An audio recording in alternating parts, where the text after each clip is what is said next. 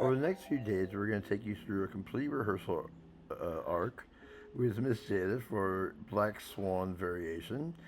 And we're going to show the video footage, and then we're going to also give the corrections as well. And I hope you enjoy this path through rehearsal.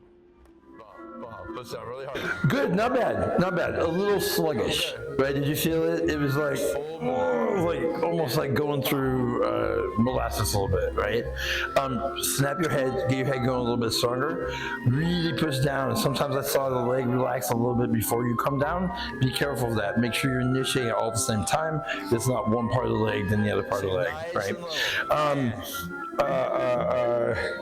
Pirouettes, the spot was slow today. Yeah, full retro height. And I'm going to talk with you more about this after we watch this, and I'm going to point this out to you.